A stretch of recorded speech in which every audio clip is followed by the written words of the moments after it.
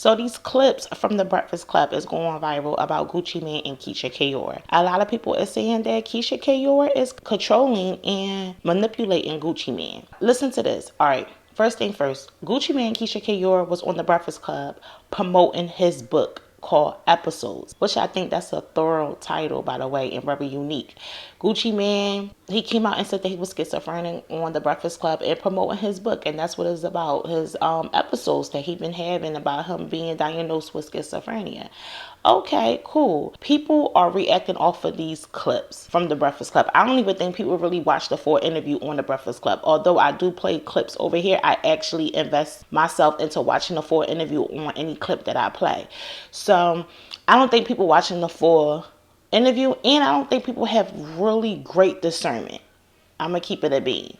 So I got a couple clips that I'm going to play over here, and we just going to jump into this. Concerning her being controlling, concerning her manipulating Gucci Mane, concerning her not letting Gucci Mane talk on the interview. This is the things that people are saying and way more. So I'll be right back. I told him I should record this so that you can see, because he wouldn't even remember some of the things he was doing, but it would you'd be like, oh my God, like what's happening right now? Yeah. How heavy was it in the process of trying to help him get better? It was one point I had to just go on my knees and pray, because it's like, he's like, I don't like you. I mean, the things he would say are really, really bad. And I just have to take a deep breath. Like I said, I'm not talking to you right now. You want to sit here and be crazy alone? I'm not going to allow you to be crazy alone. Yeah. So I have to set a plan up. At one point, I called his attorney. I called some bodyguards, and I just planned a whole kidnap. And we kidnapped him and took him to the hospital because we could not get him to the hospital. Okay, so I wanna pause real quick. A lot of people talking about the whole planning the whole kidnap part. Like she planned the whole kidnap to take him to the hospital. All right, for one, I don't like the way how she addresses his mental health. I think we got to be more gentle and more caring to the people that have mental health problems, because it makes them feel like they're not regular. Although they are dealing with some issues, doesn't make them not a human. So I just think the fact that she said, you're crazy, I'm not talking to you right now, you want to sit here and be crazy, I just think that's just crazy. That's just hitting a person's soul real quick. Number two, people were talking about the whole kidnap issue. Y'all might think I'm wrong for saying this, but that part, I don't see nothing wrong with it, because he did not want to go to the hospital. And sometimes, and you can't take somebody nowhere against their will, I get it. But as a wife or as a husband, to get them the help that they need, I don't see nothing wrong with kind of coming up with a game plan to get them the help that they need, to push them in that direction. I don't see nothing wrong with that part. A lot of people talking about the whole kidnap part. I don't see nothing wrong with it. I would did it for my husband if he had a mental health issue, just to get him in it, because this was the first initial time she's talking about the help that he need, because he was denying it. But let's play the next clip. And he was trying to fight them and everything, but it was 6 of them. He couldn't handle it. And we threw him in the car. He would try to jump out the car, so we put him in the center of the car, And that was his last episode. For you, what was it like? I mean, just because we're talking about Kim, what was it like just trying to protect the business that you guys have built while I have a system. Personally... I take his apps off his phone. First thing I do, I delete Instagram. I delete everything. Even if I got to change his password, I'm changing it, because I don't need the public to know he's having an episode. Mm-hmm. You realize you'd never know about any other episodes since September 13th, because I control that. Because you're not going on Instagram, you're not going on Twitter, it's deleted. Mm-hmm. And I just control everything at home. And now, before the episodes come, I catch it. So that's why he hasn't had another one. And how you catch that is he doesn't speak to you. He wants to be left alone. He don't eat. He does not sleep. Text messages, there's a period after each word. And I'm like, you're going through an episode. You're sick. No, I'm not. Ain't nothing wrong with me. Why do you think that? You're not speaking to me. Well, there's nothing to talk about. I said, well, that's not how you speak to your wife. And I'm like, you're sick. And we snap out of it right then. Wow. See, this the part right here that makes me be like, is this the real Gucci Mane? See what I'm saying? It be little stuff like this. Bad enough he looked different, right? Bad enough, the personality is different. You know what I'm saying? But all right, I digress. What is she talking about? Just snap out of it. You can't just snap out of being schizophrenia, any type of mental health.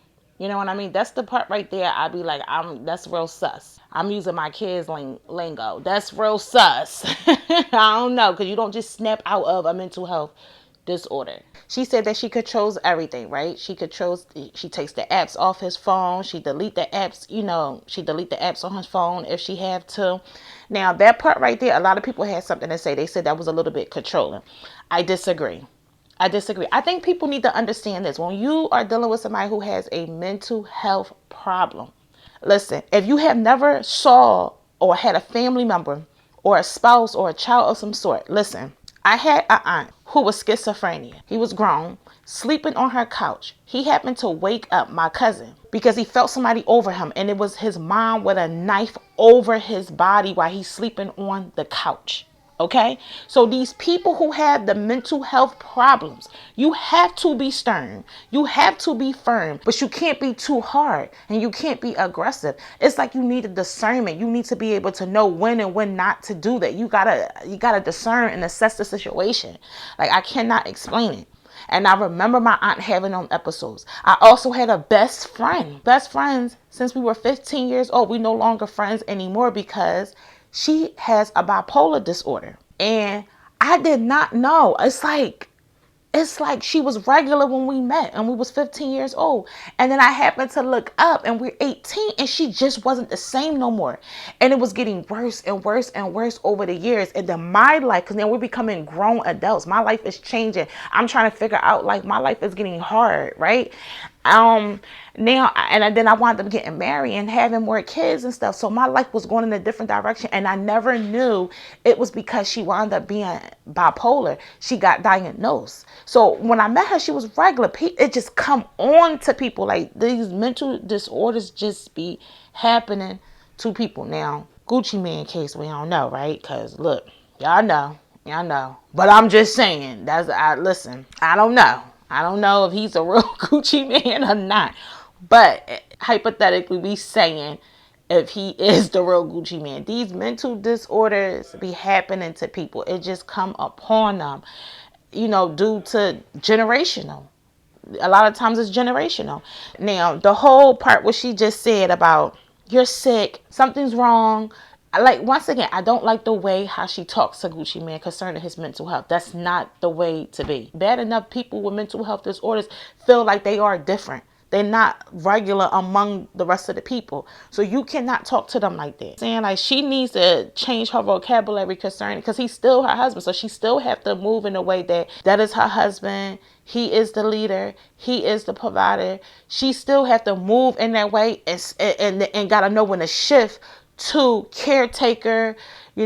He's having the episode, I have to be in control right now. So it's a thin line between the two, and she have to know when to jump in and out of those roles. I wonder what the psychology is behind that. Like, why when you going through an episode you feel give away money and I don't know. Mm-hmm. You don't care about nothing. Because the money it's not, you kind of like in a warped world. Mm-hmm. It's almost like it's a psychosis, you know what I'm saying? It's not, you dealing with stuff like, you hearing voices. Mm-hmm. Yeah, they have voices. And you hearing voices too, like, it's telling you to, you might think that Charlamagne I might think that you trying to fight me. You ain't even did nothing. We be like, bro, I ain't did nothing to you. What's wrong? Like, I'll be like trying to fight you, Charlamagne. Like, you did this. You know what you did? You stole something from me. And you be like, bro, I ain't stole nothing from you. But in my mind, I'm like, it's the truth. So that's what I used to deal with. Right. So yeah, it's true. They hearing voices, and more than one voices. Literally, y'all guys should look up the schizophrenic diagnosis. Literally, it can be 10 voices at one time talking to an individual. I'm dead serious. One voice is telling him, yo, give that person the car, give that person your money. One voice is telling him, yo, get this. It be telling them different things. Different voices, multiple voices are speaking to him at once and telling them things that is not true, because that's not what happened, or that's not what's taking place in the moment, or it shouldn't be taking place in the moment. So he's following the voices. I mean, think about it. Think about trying to type a paper. Think about trying to focus on something, and you got a bunch of kids being real loud around you, and you're trying to focus on something on your computer, or you're trying to read directions so you can do something, and all your nieces and nephews or all your kids, everybody in your household is loud. It really causes a disruption in your head. That's just a small example. So think about all those voices in his head, multiple people telling him, the commotion that is happening inside his head, telling him to do all these things. So that's what it is. In my opinion, men and women, that is demonic. There's no cure. They give you this medicine. This medicine is supposed to calm you down. But there's no cure for that. I really think, and this is just my opinion, men and women, I really think that is a demonic. It is demonic. These are demons that's inside and took captive of the human body. That person is possessed at that point in time. People think being possessed has a lot to do with how the movies, right, and TV shows portray being possessed. No, being possessed is schizophrenia, bipolar, all these mental health disorders. And I don't mean no harm to anybody that has a family member or who is watching me right now and may have any of those mental health problems. There's no cure for that, but the body is possessed. And to me, the only way to cure that is to be healed spiritually in Jesus' name. That is my opinion, men and women. Let's play. It's like I seen a therapist. I gotta start taking medicine that prescribed for me, what she thought, and it worked. Mm-hmm.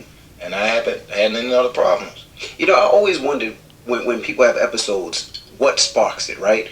Sometimes you see homie from the hood, and they'll say it's some bad weed, or they'll say it's some lean, or what it was. So I always wondered, do you know what sparked the episodes? I think drug use, stress, not sleeping combined. It wasn't just like, okay, I drank the lean. It was also I'm drinking lean, and I had like 5 or 6 charges, open cases. So I was so stressed out. So, I'm going to the studio and work. I got all these artists. I'm steady working hard. You know what I'm saying? So from the outside looking in, you'll think that I'm not fazed about it. Mm-hmm. But it's almost like I pushed the cases out of my mind. You see what I'm saying? But it's still a stress. But I'm just not dealing with it. I'm not talking about it. I'm just like acting like it's never going to happen. Like court not going to never happen. But that's a big stress. And I'm steady drinking lean, smoking weed, taking pills to kind of numb that. And then one day it's just like the straw to break the camel back. Boom, now my mind can't take it. So we hear his triggers, what triggered him to have an episode. And he right, it could be stress, it could be drug use, right? Lack of sleep, right? So and to be honest with you, in his case, he said the drugs help. I know a lot of people that take the drugs that's prescribed to them for schizophrenia, and it does not help them 100%. They still have episodes. They just have less episodes. So I don't know his case. He's not saying that part. Maybe that's not a part of him. Another thing I want to say is that people were saying that Keyshia was not allowing Gucci Mane to talk in the interview. I don't know what people are saying. We hear. I recommend y'all watch the full clip on the Breakfast Club, but I watched the full clip and Gucci Mane definitely was talking. All right, men and women, before we wrap this up, allegedly, and I'm saying allegedly because I haven't went on the website and checked it out, but I didn't really care to either. But Keyshia, people are saying that Keyshia is on her website after they went on the Breakfast Club. Now she is offering help. She's offering to help people with mental illness. And a lot of people feel as though that is wrong because you're not even a licensed therapist. You're not a doctor. You don't have no kind of licensing, no kind of certification, nothing to be able to help somebody with mental illness. So I wanted to speak on that and how I feel about that. If Keyshia is helping people who has mental illness, I 100% agree with those people. But, yes, I have a but.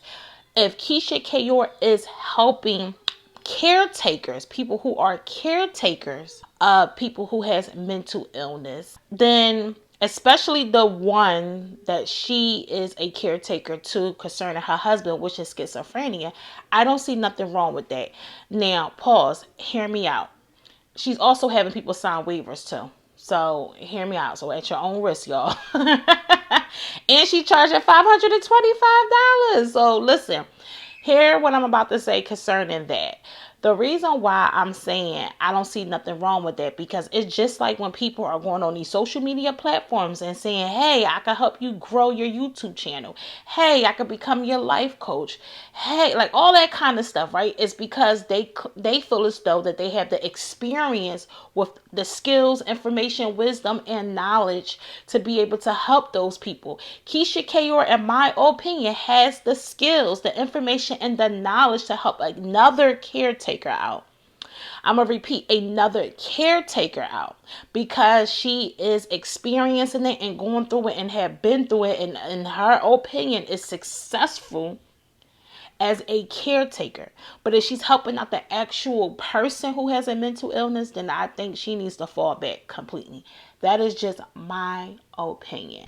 Real quick, if you are new here to the Reawaken Podcast, check out the description box for more information on the Reawaken Podcast. All right, y'all, that's all I have, and I'll see y'all on another video.